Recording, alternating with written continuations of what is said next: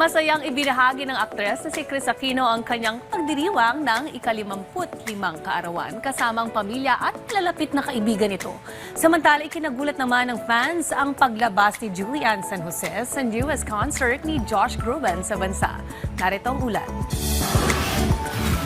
Ipinagdiriwang ni Kris Aquino ang kanyang ika-55 kaarawan kasama ang pamilya at close friends. Nitong February 7, ibinahagi niya sa social media ang isang video compilation ng kanyang birthday salubong na ginanap sa kanyang tahanan sa Makati City.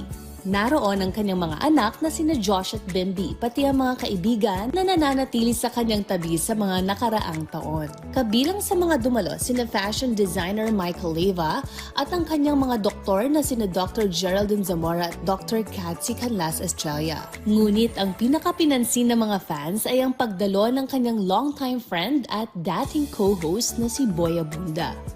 Noong October 2023, nagkita rin ang dalawa sa California habang nasa ibang bansa si Kris para sa kanyang paggamot. Noong mga panahong yun, ibinahagi ni Kris na nahirapan si Boy na pigilan ang kanyang emosyon nang malaman ng mga procedures na kailangan niyang pagdaanan.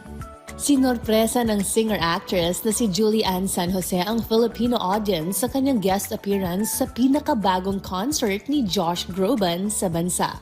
Naganap ang concert nitong February 18 sa Mall of Asia Arena. Ito ang pinakabagong show ni Josh Groban sa Maynila mula noong 2019. Nauna nang kinumpirma ang pag-awit ni Regine Velasquez Alcacid at Martin Rivera kasama si Groban.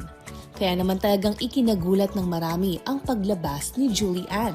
Nagduet sina Julian at Josh Groban sa awiting Both Sides Now, isang klasikong 1966 track na isinulat at pinasikat ni Johnny Mitchell.